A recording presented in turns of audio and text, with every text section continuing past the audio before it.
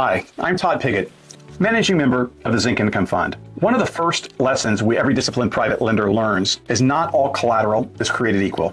You see, here at Zinc, we focus on lending against real property with real value, primarily single-family homes in markets that we know inside and out. Over the years, we've seen some of our competition or other lenders, how they stray from that strategy, particularly into vacant land loans or sometimes commercial or agriculture or things of this nature. If you don't understand that, that can expose lenders and their investors to very unnecessary risk. While lending on undeveloped land might seem like a simple extension of real estate, it comes with a very different and far more volatile risk profile. And here's an example of why. Vacant land produces no income. Unlike a finished home that can be rented or resold immediately, raw land produces no cash. That means when you lend against it, you're entirely dependent on the borrower's ability to develop it or flip it at a later date. If that plan stalls or the borrower defaults, you're left holding a non-performing asset that often costs you money in property taxes, insurance, and maintenance, all while it waits to sell. Land, agriculture, grocery stores, tire centers, all take a long time to sell. The market for those is very, very tight and very narrow. In contrast, I focus on single-family homes or rehab-ready properties that offer defined exit strategy and tangible value from day one. Look, at the end of the day, you understand single-family homes, and I do too, very well. My in-laws here manage about 2,500 homes, and I've been in the business for nearly 20 years with $1 billion of lending and 450 flips. I know one thing, there's always a buyer or a renter for a single-family residence.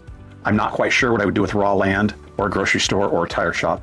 And candidly, I learned that in the mid-90s. Land has low liquidity. Another major risk is the liquidity itself. The buyer pool for vacant land is simply too small. Typically developers, investors, or owner builders with specific plans.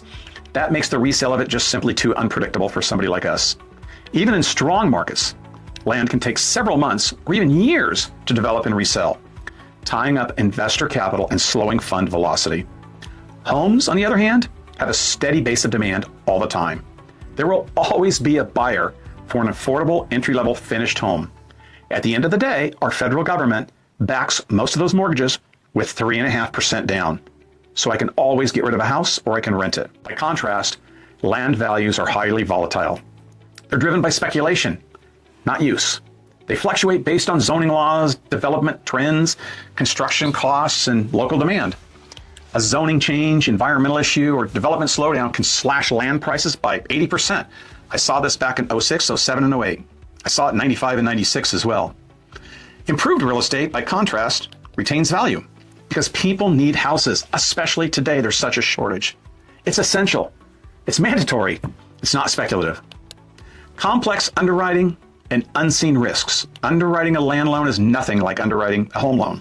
You're not just assessing the dirt, you're assessing the borrower's plan for the dirt. Utilities, grading, horizontal, vertical, environmental restrictions, entitlements, setbacks, timelines for value impact, they're all rarely straightforward. Even experienced investors can underestimate the time and cost required to develop that land, leading to stalled projects and oftentimes defaults. You see, at Zinc, most of our fund is backed by family and friends. And for that, I'm extremely careful. I'm invested in it. My parents are invested in it, and my friends are invested in it. And simply put, we prefer assets that we can evaluate with precision, laser precision, where comparable sales of existing improvements and clear exit strategies provide defined risk, a very defined profile. Difficult to value and hard to X. Appraising raw land is notoriously subjective without solid comparable sales. Values often rely on assumptions, projections, or what I think I can get for that when I'm all done developing it. That makes it very difficult to determine truly the safe loan-to-value ratio on something like land. If a borrower defaults, the resale can be long and uncertain, sometimes years. Unlike a home that's rehabbed, I can resell it quickly. Raw land? No, it requires time. Specialized marketing and a willing buyer, all of which may disappear in a cooling market. No proactive equity cushion. With residential lending, the physical structure itself provides protective equity. Even if a borrower defaults, the lender has the tangible, insurable asset with resale potential, and I can do that very quickly. With land, that safety net doesn't exist. Its value lives entirely on the paper until the buyer shows up. And in downturns, that can take far longer. Sometimes it took 3 and 4 years back in 06, 07. Much longer than anyone expects. So, how Zinc protects investors? At the Zinc Income Fund, we built our strategy around one simple principle. Principal protection first. My money's in there too. That's why we lend exclusively on first position, short-term loans secured by single-family residential real estate. It's the most stable, desirable, and liquid real estate asset class that exists. When we underwrite the deal, we evaluate not just the property, but the surrounding neighborhood, resale demand, and overall market health.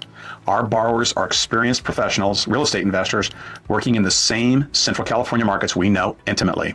That's how we've maintained such a strong performance record with 0 investor principal losses in our fund since inception. The bottom line, vacant land lending may look appealing on paper with high interest rates, but it introduces unnecessary risk.